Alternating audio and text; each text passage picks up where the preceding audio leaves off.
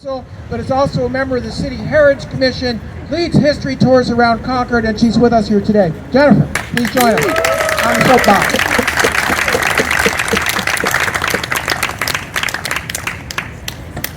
Good afternoon, everyone. I can't speak on behalf of the city or the city council today, but I can speak to you as a resident of the city of Concord, a person that loves history, and a person that has given downtown tours in our state capitol for over 25 years. Today, I wanted to talk to you about superheroes. Everyone knows that a superhero has both a superpower and a super weakness. The story premise is always the same. Superman swoops in to help the weak and distressed people. And Lex Luthor always brings out the kryptonite.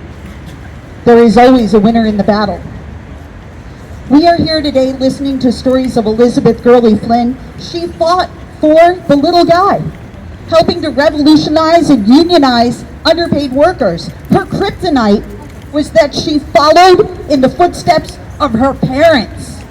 They were socialists, a term later named communism in the 1930s.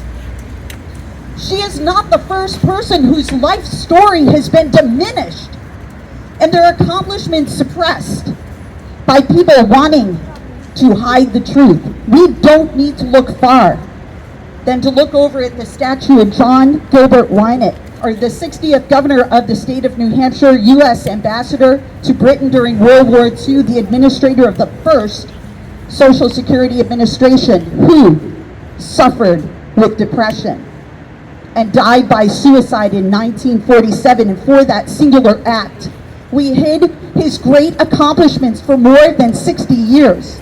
You are likely going to recognize the names of Charles Darwin, Sir Isaac Newton, and Albert Einstein, respectively. They are known for discovering evolution and gravity and relativity. But do you know Cecilia Payne? She found out the composition of the universe, and we skip her in the textbooks. Why? She's a woman. As a community, the filter by which we measure people and their accomplishments can and it should change over time. It's what makes us great. We can, as a society, change the lens, and we should embrace this. There should never be a fear of telling the truth.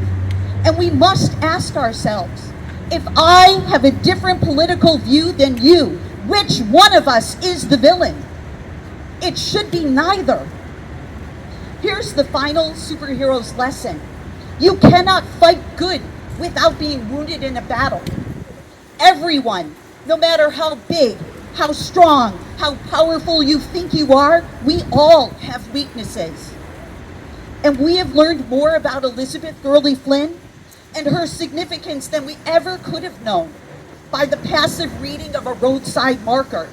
Instead, we revealed her kryptonite, and you know what happened? We are better for it. Her time and place is now. This rebel girl is our superhero, and all superheroes rise again. Rebel girls, rise again! Rebel girls, rise again! Rebel girls, rise again!